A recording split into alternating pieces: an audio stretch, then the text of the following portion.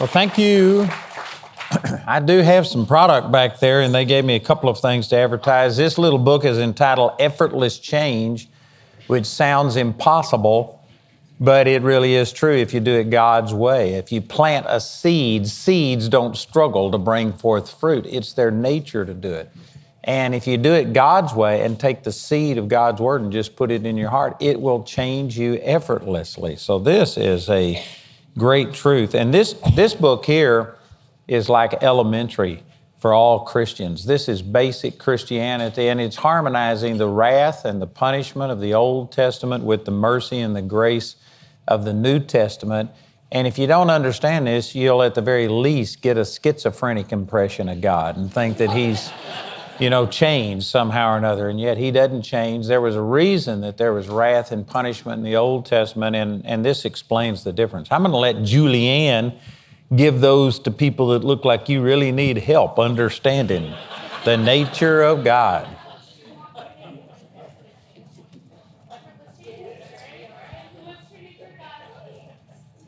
So it looks like I have an hour, is that correct? I've set on the clock back there. All right, so actually, I ought to have Jamie be teaching this on marriage. She's the one that's had to put up with me and do things, but she doesn't like getting in front of people and teaching, so I'm going to have to do this. But let me start over here in James. What'd you say?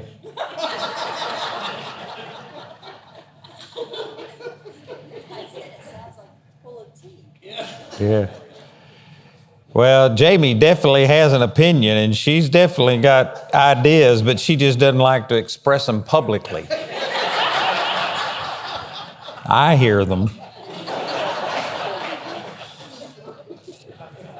But let me start over here in James chapter 3. This is something that most people have heard, but really I don't think we put the importance on this that we should. But in James 3:16, it says, "For where envying and strife is, there is confusion and every evil work." That's one of the most amazing passages of Scripture in the entire Word of God. This says that every evil work is present where there is envy and strife. And so I'm using this just to highlight that this is deadly. And I don't think most people fully recognize this. A lot of people just, they accept strife levels that are unacceptable. We had one guy that was in one of our churches that, it's a long story, but he and his wife had lived in a nudist colony for 3 years before they came to church, and they got born again.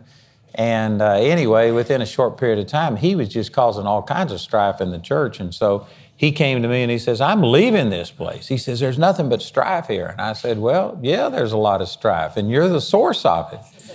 He criticized people over everything. If they wore deodorant, that wasn't natural, and he could have used a little deodorant. And he criticized you if you peeled your potatoes, because that was the most healthy part of it. And he just was critical of everybody. So anyway, I said, "Yeah, there's a lot of strife in this church, and you're the source of it. You caused all of this." And I didn't know how he was going to respond. But instead of getting mad, he just said, "I don't know how to be any other way." And he told me he was the first person in the history of California that was ever indicted by the grand jury 3 times before he was a teenager. And he had lived in reformatories and things like this, and he says, "I don't even know what you're talking about. How do you live without strife?" So the point I'm making is, see, his perspective on what's normal was so different, and people bring their perspective and what they're used to and the way things were in their home into a marriage, and they just tolerate strife and stuff. And yet, this says that this opens up a door to every evil work. Not some, but every evil work. I was in a church in Corpus Christi, Texas, and there was a boy who died they buried him 2 days before I got there, and this church had just started believing what Jim was teaching last night, that it's God's will to heal every time. It was an Assembly of God church, and they hadn't believed that, and so this was a major switch for them to start believing in healing for every person, and yet this boy, the whole church fasted and prayed for him, and he died. And because of it, the church was just in turmoil and wondering whether this was the right thing to do or not. And so I went out with the parents of that child for 3 days, Monday through Wednesday, and just tried to find out what was going on. And anyway, as I talked to them, there was so much strife in the home, they were talking about getting a divorce. And they just, it was terrible, the things that were going on. And the day that this happened to this boy, the mother got so mad at him, she just cussed him out and said, "Leave, I don't ever want to see you again."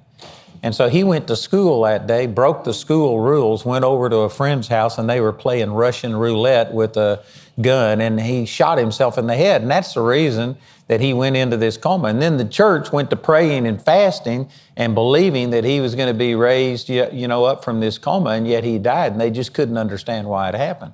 Now, what Jim was teaching last night, that doesn't disqualify you or mean that you can't be healed, but it does mean that when you sit there and give Satan an inroad like this, that this is how all this stuff happened, is through strife. And there's people that just tolerate strife and think that it's okay. It's not.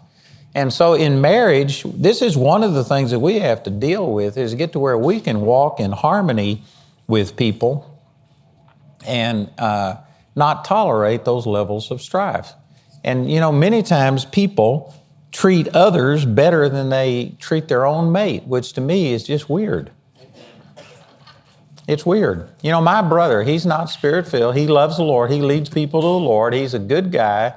But one thing he does that is good, he told his wife when they got married, just a few weeks after they got married, some people were coming over to the house to eat, and she was getting out the china and the crystal and the silverware, all of this stuff. And he asked why she was getting this stuff out.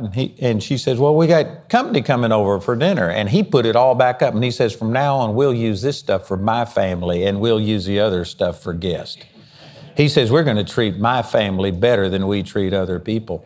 But there's people that actually have a double standard. I remember when I was a kid, I wanted to go see a movie that was not really a good movie. And so I asked my dad in front of these other people if I could go. And he said no at first. And I began to start whining and complaining about it. And so he says, "Okay, you can go." And when I got home, I got a spanking. And he says, "Now, I wouldn't say something in front of people, but he says, when we're in front of people, we might let you do some things, but at home, boy, you're going to suffer for it." And anyway, there was a double standard that, you treat around other people, you try and present a picture of things being better than what they are. And that's just terrible. I actually was counseling a guy one time, he and his wife, and as they described what was going on, I told this guy, I said, "You're the problem." I said, "Man, and I just started laying into this guy and saying, you're the problem why all of these things are happening." And boy, you could tell he didn't like it, and he bristled up, but then he controlled himself and he says, "Well, you might be right." And I said, "What would have happened if your wife would have said that?" It would have been World War III. See, he controlled himself speaking to me and treated me better than he would treat his mate. This double standard where we just allow strife in our home and things like this, it's deadly. You can't do that. And so you've got to deal with this strife. And this is what I want to really focus on today, is to talk about how do you deal with strife? How do you deal with the problems in marriage? And Duane gave me just a real brief synopsis of things he'll be talking about, and they're going to be talking about steps and things, and all of that's great. But again, I'm just going to be talking about a generality that applies to not only marriage, it applies to every single thing. How do you deal with strife when somebody's rubbing you the wrong way, when there's contention or something like that? So I want to turn over to Proverbs chapter 13 and verse 10. And I happen to have a little booklet on this entitled "Self-Centeredness, the Source of All Grief." And it's my least requested teaching. But it's really good. I had one guy that actually was getting a divorce, and they had already filed for divorce. It hadn't been final yet, and he listened to this teaching, and man, he started repenting, went to his wife, they listened to it, And they put the marriage back together, and they've been teaching marriage seminars for over 20 years. And so this really is the root of all grief. It is not your mate that's the problem. It says here in Proverbs chapter 13, verse 10, it says, "Only by pride cometh contention, but with the well-advised is wisdom." And if you look that up in the Hebrew, it means only by pride comes contention.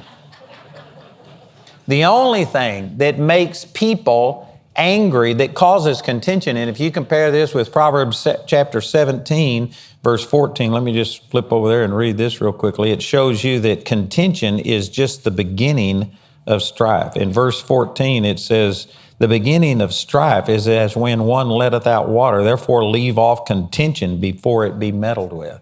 So contention is just the beginning of strife, the beginning stages. And it says only by pride comes contention. So the only thing that really makes you angry is not what the people do to you, it's pride. It's what's on the inside of you that makes you angry. That's radical, and most people don't agree with that.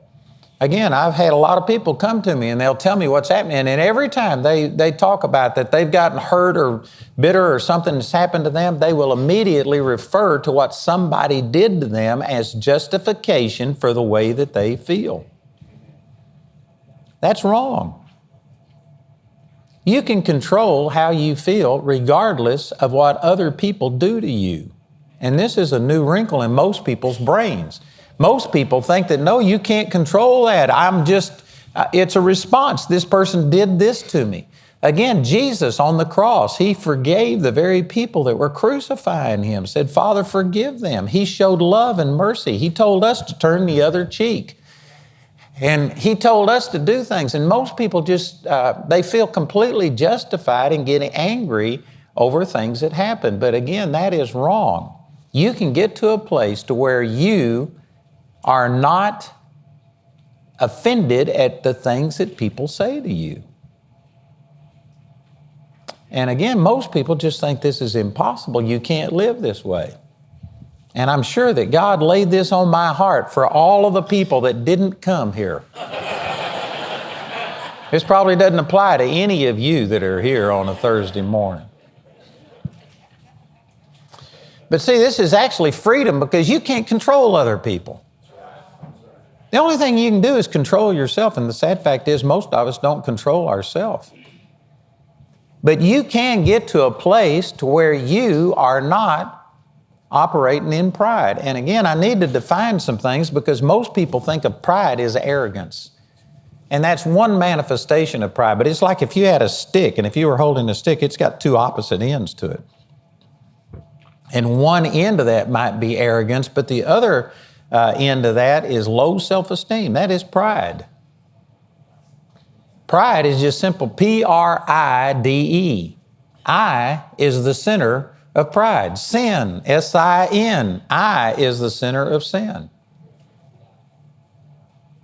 Pride, in its simplest terms, is just self-centeredness. You are thinking about yourself. You are thinking about things from your own perspective. You aren't considering the other person. You know, somebody pulls in front of you in traffic and cuts you off, and you immediately think, how dare them do this to me?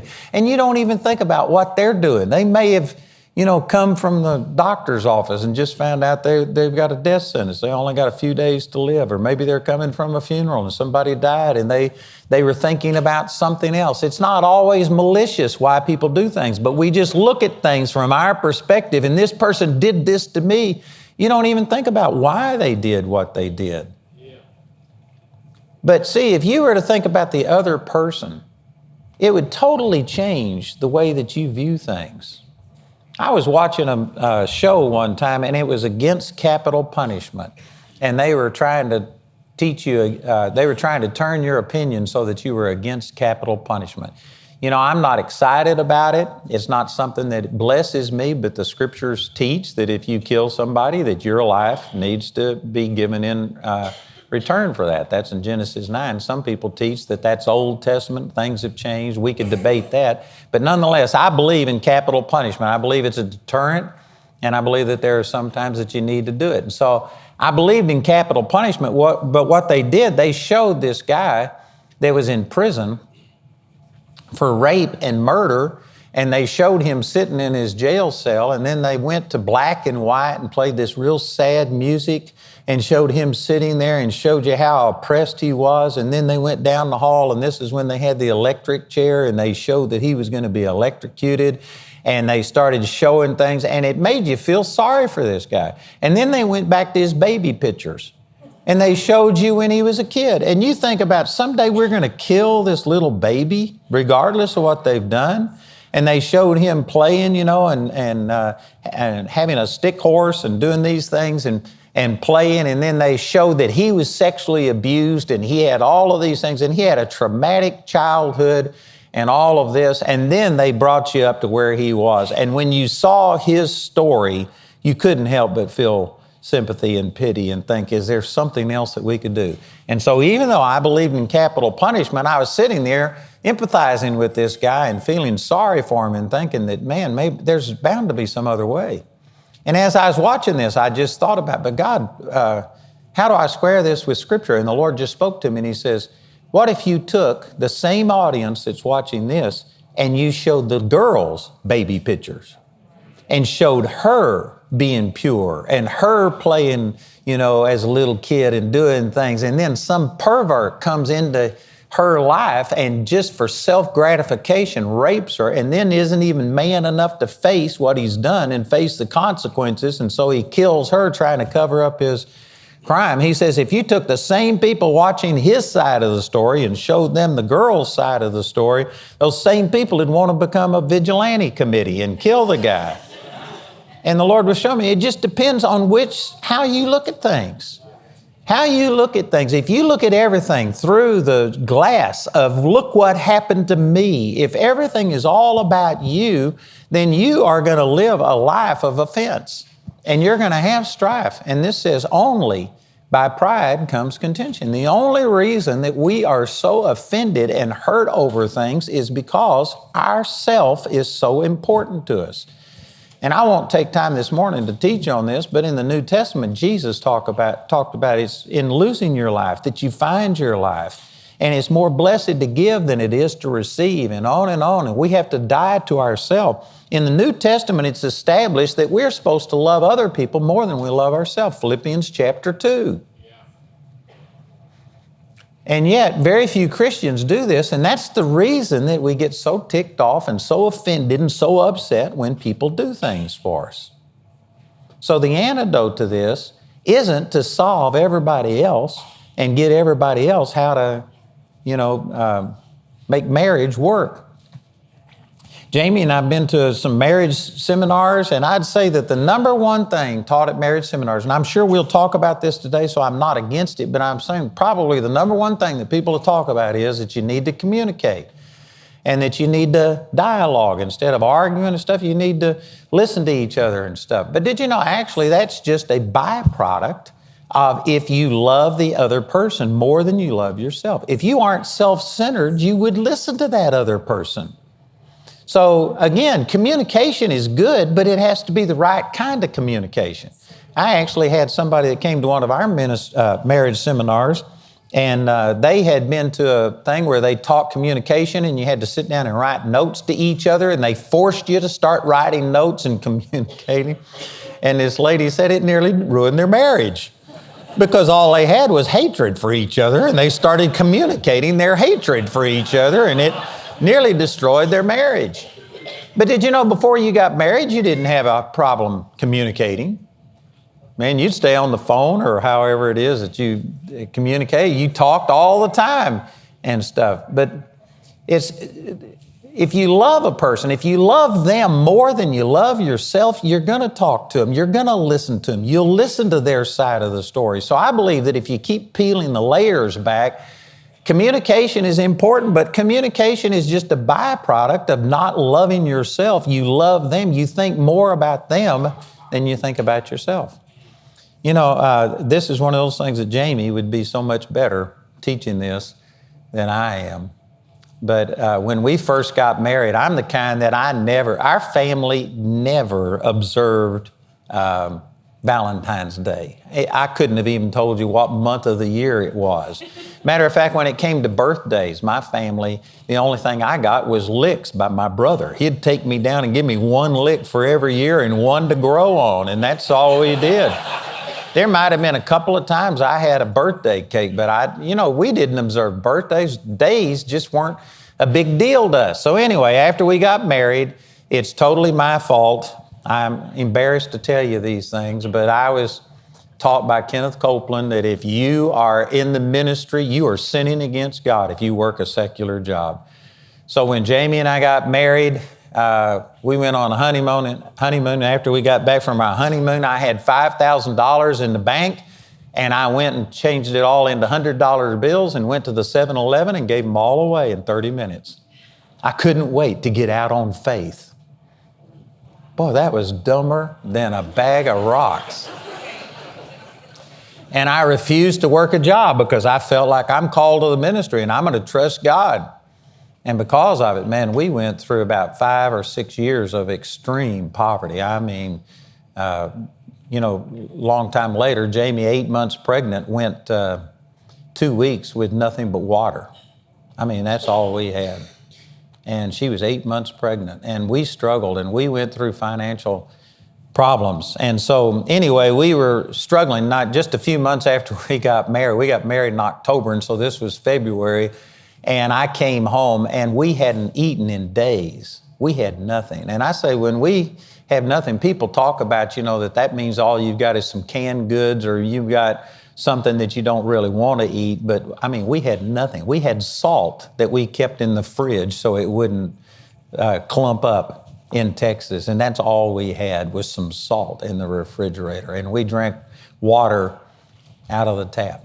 And we were struggling, and man, we were hungry. And so I came home, and Jamie had saved up a little bit of cake mix. And on Valentine's Day, she made this sheet cake and put white icing on it and had red hots, I guess, and made a little heart that said, "I love you." And so she came out with that, and I saw it, and the first thing I thought was, you had food this whole time? We could have been eating. And I said, I don't care if you ever make me a Valentine's cake. I said, man, we could have been eating. And she was just smiling when she brought that out. And when I said that, she just got a frown. She never said a word.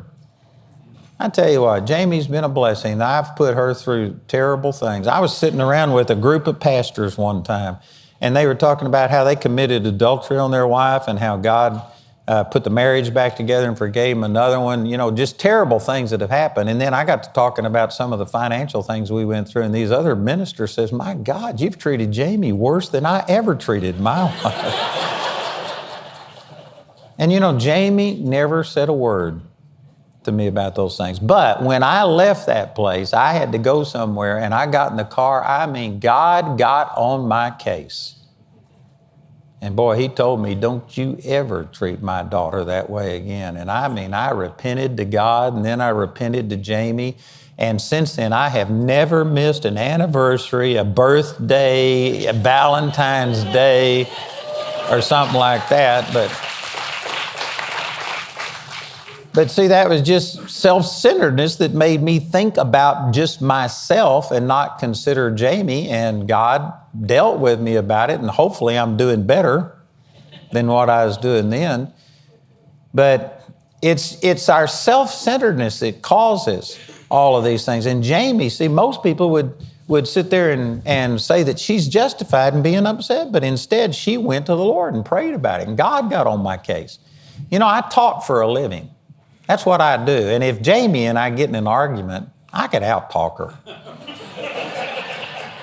But man, when she clams up and just goes to leaving it up to God, and I know something's going on and I have to pray about it, I lose every time. But when you get in and start defending yourself, when you start trying to fix everything yourself, you take it out of the hands of God. God says, vengeance is mine, thus saith the Lord. He will repay. It really comes back to a lack of relationship with God. It comes back to a lack of humility. We think that we've got to deal with our mate, that we've got to fix all of these things, instead of just leaving things up to the Lord. So again, going back to defining what pride is, over in Numbers chapter 12, it talks about that Moses had Miriam and Aaron, his sister and brother-in-law, come out against him because he had married an Ethiopian woman. An Ethiopian was black, and he was, Oriental or Middle Eastern type of complexion. And so it was an interracial marriage, and they came out against him and spoke against him because of this interracial marriage. And it says that when that happened, that God struck her with leprosy, and Moses had to intercede for her. But right there in that deal, it says in Numbers chapter 12, verse 3, in parentheses, after it talks about how they criticized Moses, it says, now Moses was the meekest man on the face of the earth. That is one awesome statement. Moses is one of the people that was used the most in the Old Testament. Man, we are talking about him thousands of years later, and yet Moses was the meekest man on the face of the earth. I think that is a prerequisite to God using you. In 1 Peter chapter 5 and James chapter 4, it talks about God resists the proud, but He gives grace to the humble. When you get into pride, you actually have God resist you, not in the sense that God doesn't love you or that He's mad at you, but God built His kingdom to function on humility. Jesus said Himself that I am meek and lowly in heart, and you shall find rest unto your souls. God Himself is not a self-promoting God. God is a humble God. He built the kingdom. He created us. He created this world system to operate off of humility. So when you get into pride, you just are outside of what God created you to be. It's like taking a person and putting them in water. And you know what? You weren't made to live in water. And if you get into water and if you don't have a breathing apparatus or something like that, you're going to die. Not because God intentionally is against you. It's just He created you to breathe air, not to breathe water. You take a fish out of water and take him and bring him out into the air, and he'll die because he's out of his element. God created us to operate in humility. And when you get into pride, God is resisting you. His whole kingdom is against you.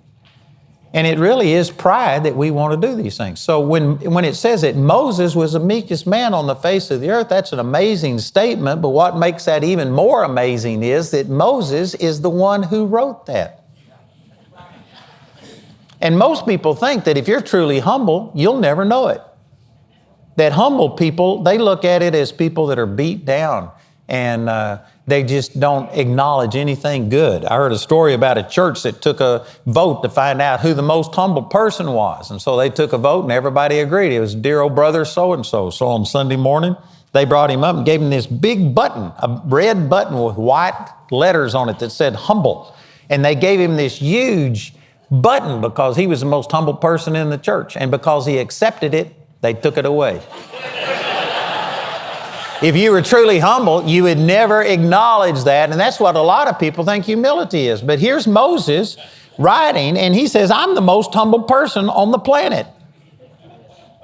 Did you know if God would have shown him that and it had said, I wouldn't say that, because what would people think? Then that's not true humility.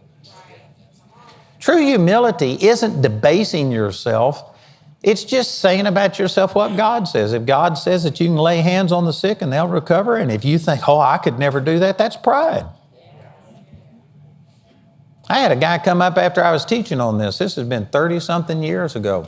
And he came up to me and he says, look, I've enjoyed you and I've gotten things out of your ministry, but you're wrong on this. He said, I am one of the most angry people you'll ever meet. He says, nobody likes me. He says, I can't keep any relationships going. I have problem after problem after problem, but I do not have pride. He said, I have such low self-esteem that nobody thinks worse of themselves than me. And he says, so I don't have pride. You can't say that pride is what causes me to be angry. But that's because he was misdefining pride. Pride isn't just arrogance. Low self-esteem is pride. I was an introvert. I couldn't look at a person in the face and talk to them. I used to have serious problems. I remember as a senior in high school, a guy walking down the street and saying, good morning. And I was 2 blocks down the street, sitting in my car, and finally I said, good morning. I couldn't even say hi to a person. I was so introverted. And you know what it was? It was pride. And some people think, well, how do you see that? Because I wasn't thinking about the other person. I was always thinking about me. I was afraid that I was going to say or do something wrong and that it wouldn't come across right. And I was just paralyzed by fear about whether people would accept me. I wanted to be accepted. People with low self-esteem are extremely prideful people. You are focused on yourself. That's all you think about. And I can say that with conviction because I've been there. When I started in ministry, I ministered for at least 2 years, and it was like pulling teeth, and it was hard. And it was so bad that I even promised the Lord after every time I ministered, God, I'll never embarrass you or me again by ministering again. And I just couldn't forbear. It's like Jeremiah said, it was like fire shut up in my bones, and I'd have to get up and just try again. But I mean, it was a struggle. And finally, I had a guy walk up to me after I ministered one time, and he says, you know, you've got some really good things to say. And he said, if you ever got more concerned about the people you're ministering to than you were about yourself and what they thought about you, you could be a blessing. And man, that was like a dagger stuck in my heart, but it was true. And I understood, and I realized that that's what the problem was. I was ministering for me. I was ministering for my approval. I was wanting people to accept me. And I think that nearly every minister goes through this in the beginning because you're trying to establish yourself and you are concerned about whether you're going to be able to minister effectively. And so maybe it's just something you have to grow through. But boy, that was a turning point in my ministry when I got more concerned about the people I was ministering to than I was about myself. So just being focused on yourself, looking at everything, thinking about God, how is this going to affect me? That's the root of all of this strife. And it's the only reason that you get angry. It's the only reason that you have contention is because you are so alive to yourself and so thinking about yourself. So the antidote to all of this strife isn't fixing your mate. And again, this is what so many marriage seminars are all about, is how you can fix your mate. And you tell people that you need to treat your mate this way and treat your mate that way. And all of those things are true. Again, conversation is important and remembering anniversaries and things are important. All of that stuff has its place. But if you just peel back the layers, if you love the other person more than you loved yourself, and if you thought about them and you wanted their success more than you want your success, it would solve those problems. So really, I believe that one of the keys in marriage is just learning how to die to yourself, how to put God and other people, your mate first. And if you do that, then you just diffuse strife.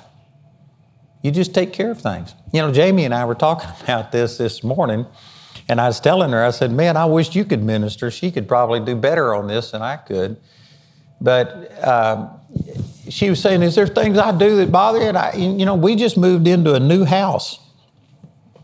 And anyway, we've been living in this other house for 38 years or something like that, and we just about got everything figured out, and everything was working.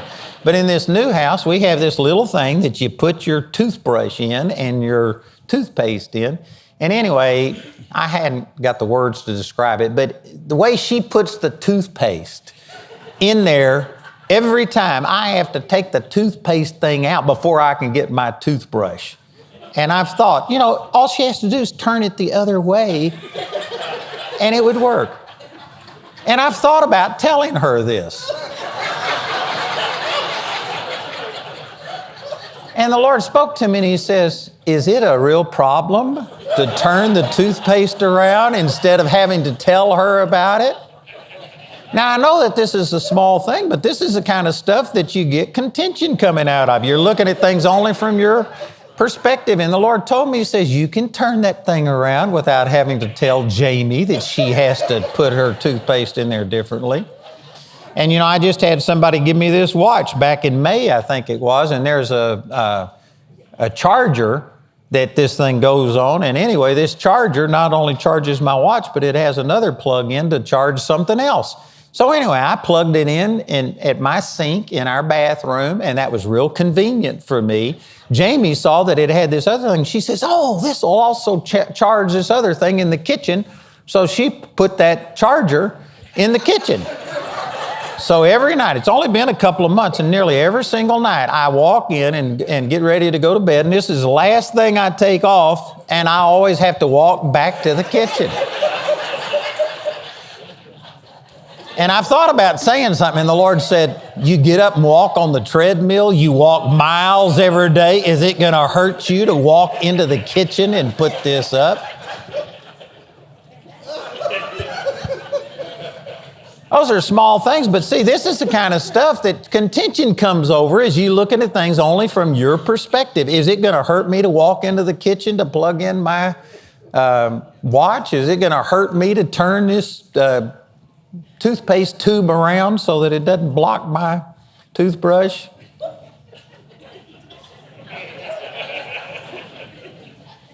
Don't look at me in that tone of voice. I can guarantee you this is the kind of stuff that just little foxes spoil the vine, and little things add up and they aggravate us. And when it comes right down to it, it's because you just are thinking about yourself. And there's something more important than you. You're supposed to think more highly of other people than you think of yourself. You're supposed to put other people first. And I tell you, the only way that this can happen is if you have a relationship with the Lord to where you have bowed the knee, you've made Him Lord, and you've come to the end of yourself. And Duane and I were talking about this with Jacob yesterday on a podcast that we did, but I think that very, very, very few people have ever come to a place to where honestly, it's not all about you. Most of us are just self-centered and focused on ourselves and thinking about ourselves and promoting ourselves, have the attitude that if we don't defend ourselves, if we don't take care of this, who will? God will. Amen.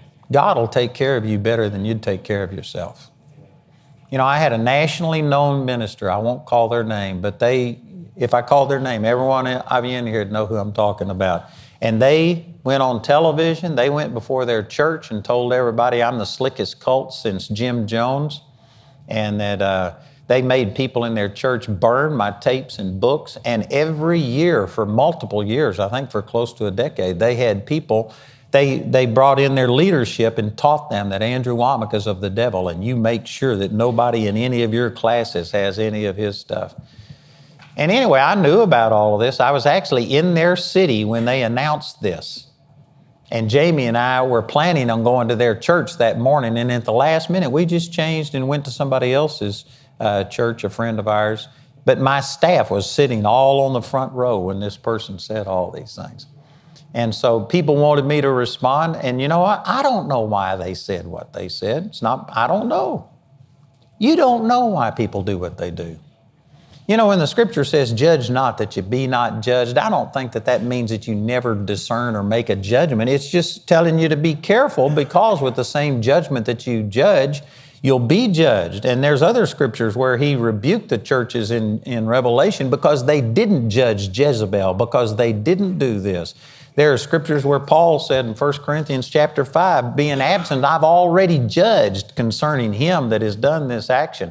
This isn't saying that you don't judge. It's just saying you need to be careful, because the same way that you judge other people, you're going to be judged. So anyway, I don't know why this person said what they said. I can sit there and say I believe they're wrong, amen, but I don't know why they did. So I didn't get mad at them, and I didn't do anything against them. And anyway, their church got into some problems, and they sent out a letter, and I was on their mailing list. And I sent them a $1,500 gift, which back 30 years ago was a lot of money for me. And I gave and I helped them, and I've never spoken against them. I've never called their name publicly, told anybody about them. And I just forgave them, because that's what the Lord said to do. And anyway, it was 20 years later or something. I was on TBN with them, and they were a guest on TBN, and I was a guest on TBN. And we were in the green room together. And I was wondering how this was going to go. And they came up to me and they said, "Oh man, I watch you every day on television. I just love it. I love your ministry." And I was sitting there thinking, what's going on? And they're getting older. And I'm thinking maybe they got Alzheimer's. I don't know what it is. But we become good friends, and they've come and they've ministered at my Bible college. And they've given me their personal, and they asked Jamie and me to come stay with them at their house if you ever need some time away. And they just love me now. I don't know how that happened, but God fixed it.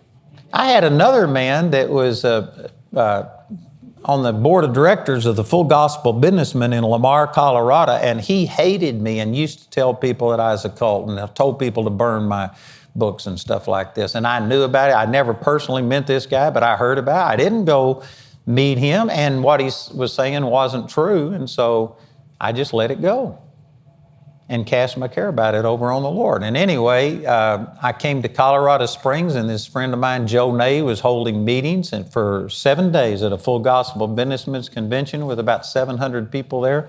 And every service, morning and night, he acknowledged me and had me get up and just greet the people and say something.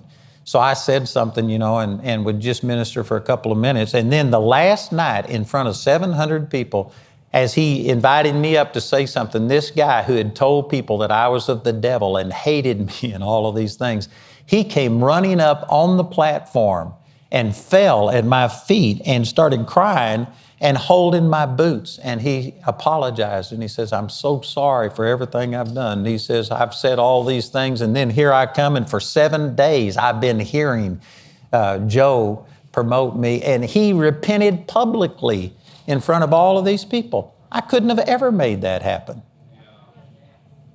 God will defend you and take care of you if you will let Him do it. But did you know when you start defending yourself, you exempt God from this process?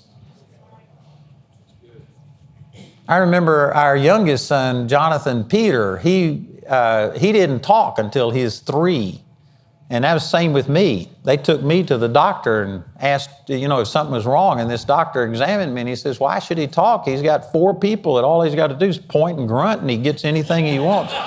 And my first memory that I have is wanting a glass of milk, and they set it on top of the refrigerator, and he says, "You aren't getting it until you say milk." And I fell on the floor and started crying. That's the first memory that I have, 3 years old. I knew that the jig was up. I had to start talking. So my youngest son was like that. And anyway, I was trying to get him to talk, and we were coming out of this restroom, and the door really had a heavy closer on it, and he couldn't open it. And so he was pulling on that thing, and then he put his foot up on the door trying to pull, which of course was counterproductive. And so he looked up at me. And I knew what he wanted. He wanted me to open the door. And I said, "You got to talk." And he wouldn't talk.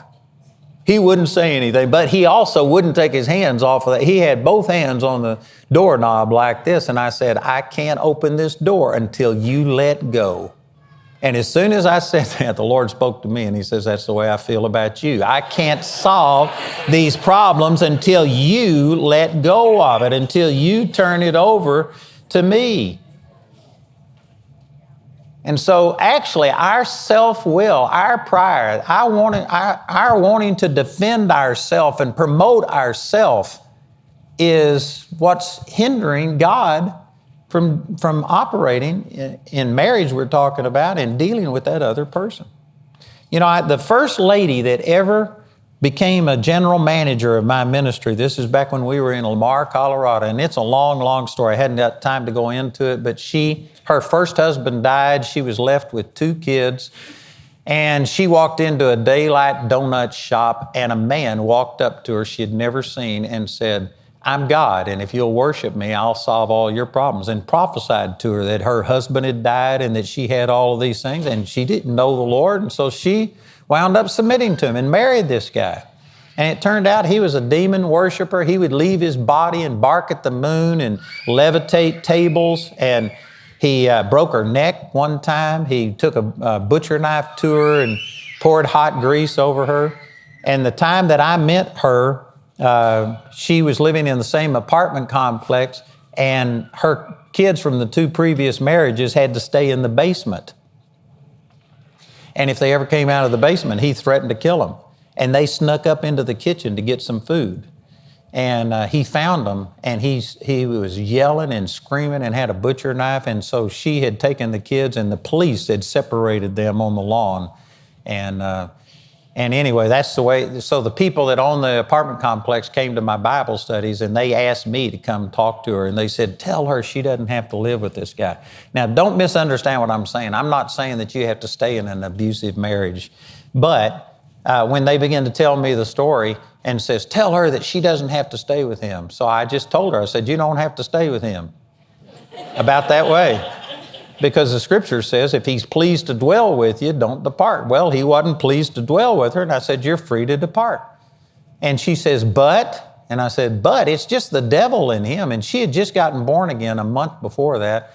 And I said, God can turn this situation around. I said, it's your choice. You don't have to stay. If you feel like it's putting your life and your kids in danger, you're free to go, but you don't have to go. I said, it's just the devil in him, and now you have God in you. This woman decided to stick with him, and she became the general manager of my ministry. And every day she'd come tell me all the terrible things that had happened. And I began to teach her these same things. I said, look, the reason that you've been so hurt is because you are so concerned about yourself. I said, you can get to a place to where you love him more than you love yourself. And I would imagine that the majority of people, Christians, Spirit-filled Christians sitting right here would disagree with what I'm saying right here. But you know what? I just began to teach her that you can love him. Where's he coming from? What's happening? And anyway, as she began to start delving into this guy was raised in Jamaica. He was dedicated to the devil at birth. They killed a chicken and spilt the blood, and he was operating in the occult. And he was raised this way. And she actually got to the place that she had compassion and felt like God had put her in his life to help him. And she got to where she just loved this guy. And they actually went for marriage counseling. They went to a guy that I knew, a friend of mine. And they went in, and this guy started, they asked the man first, so what, is the problem? And everything he had done to her, he ascribed to her doing to him. He told the marriage counselor, she's poured hot grease over me. She's broken my neck. She's done this. And he lied about her and said nothing but lies for about 30 minutes. First of all, how many of you, if you went for marriage counsel and your mate said nothing but lies about you, how many of you would let them speak for 30 minutes without you interjecting something? I doubt that there's anybody in here that would do that. This woman just let this guy just defame her and say terrible things. And this guy the marriage counselor got so mad. He says, you don't have to live with a person like that. Leave her. And he actually got mad. And the wife had to calm him down and say, look, there's always two sides to every story. Let her tell her side. And so he calmed down and he said, all right, so what's your side of the story? And instead of her defending herself, she said, I used to think he was my problem. But the Lord showed me that, man, it's just because of my own pride is the reason I've been so hurt and upset. And I've learned how to throw this over on the Lord. And she said, God is working with me and God is changing me. And she just confessed her problems, didn't expose him at all. And so this marriage counselor says, that's it, divorce him. Divorce her. And when they went out to the car and got in the car, this guy was actually shaking. And he says, why didn't you defend yourself? And she says, God has taken care of me. God has healed my heart and stuff. And if you running me down helps you, then she says, that's fine with me. And this guy got so scared. He says, your God's bigger than my God. And he left for 2 months. He moved out of the house because he says, he lost all of his powers to do all of the stuff that he was doing. And he was afraid of her. And so he moved out for 2 months, and she got the kids out of the basement and began to start ministering to the kids and trying to deal with them. And after 2 months, he got born again. and came back home, and then they started having strife because he wanted to go to Rhema and become a pastor, and she didn't want to be a pastor's wife.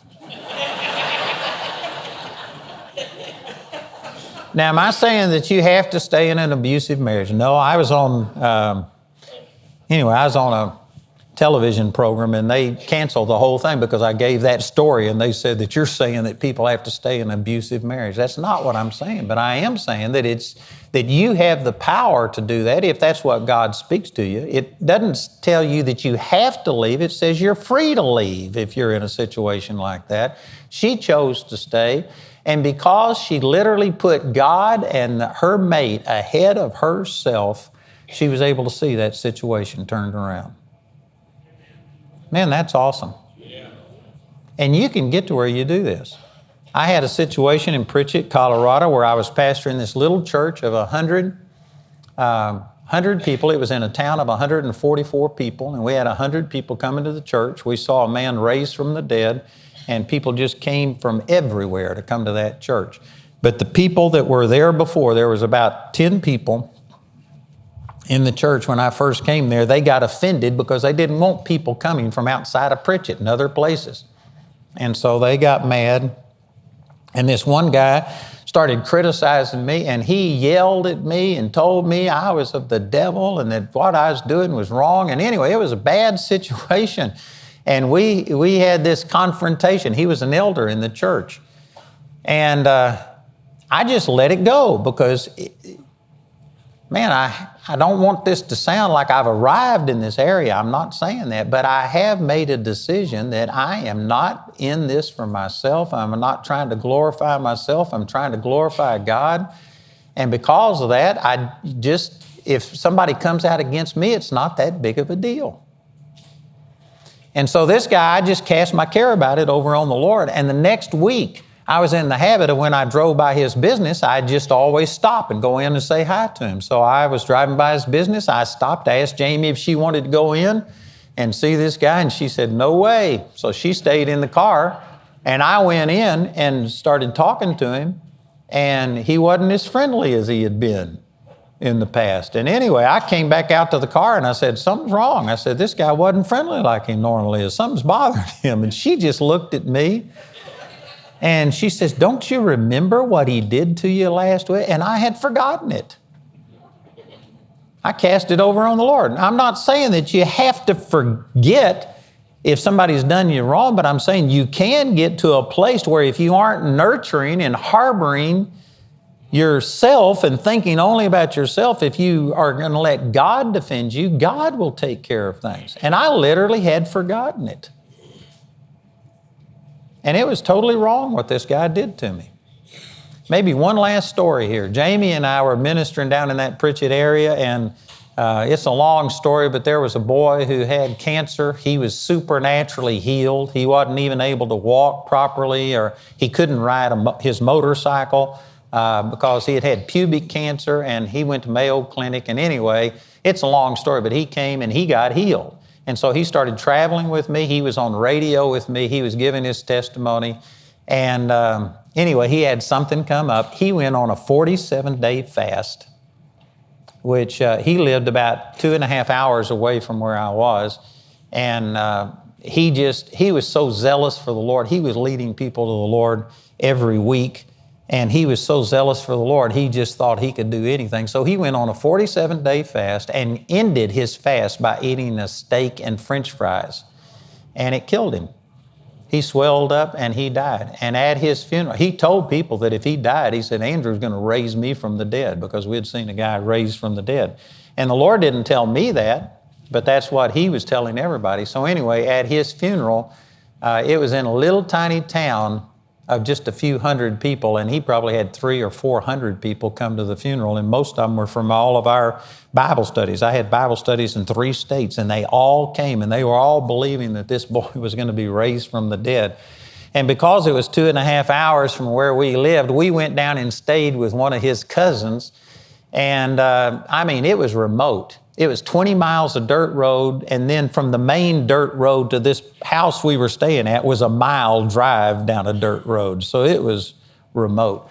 And when we were going to the funeral, this boy's, great aunt, his grandmother's sister, came to pick us up, and she was crying uncontrollably.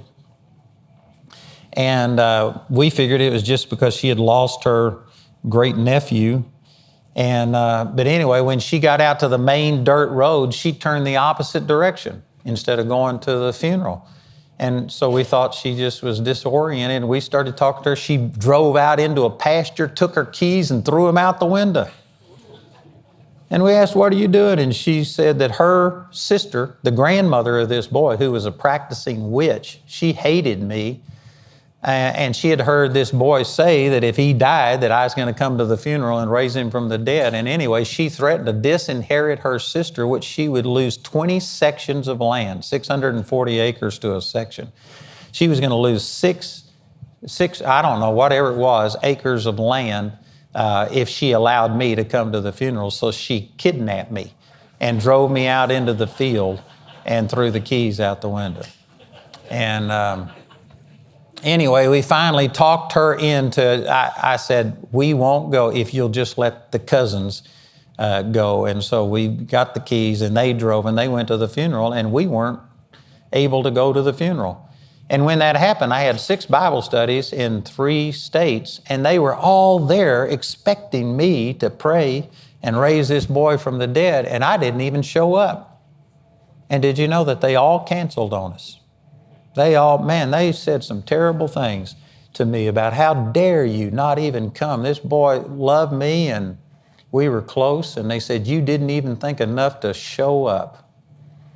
And I just thought, what am I going to do? If I would have defended myself and have told what would have happened, it would have embarrassed the family so much at a time that they're grieving over the loss of their son. I couldn't see that as anything but just selfish. That would be putting my interest ahead of the interest of other people. And so I didn't say anything. I didn't tell anybody what happened. And we just let it go. And did you know that basically we got run out of town on a rail? All of the people who were receiving from us just totally rejected us, and we left town in humiliation. And we didn't say anything. And it was 5 years later that I was in Colorado Springs, or Manitou Springs, at our office. And anyway, this boy's brother came in with the pastor, and it turned out that this boy was having some problems, went to his pastor, and his pastor started saying, "Boy, you got bitterness, you got unforgiveness about something." And this boy started talking about how that I didn't even show up at the funeral, and how that the family had never forgiven me. And this pastor had enough wisdom to say, "You're going to go get this straight." And they drove about 4.5 hours to come to Manitou Springs, and he walked in, and I just happened to be there, and the pastor said, "You two are going to get this worked out." And so he pushed the boy in the room, shut the door, and left. And this boy started saying, "We've never forgiven you. Why didn't you do this?" And so 5 years later, as he asked, I just told him what happened. And he says, "That sounds just like my grandmother." And he says, "Why didn't you tell us?" And I said, "Man, I just thought that would have been self-serving."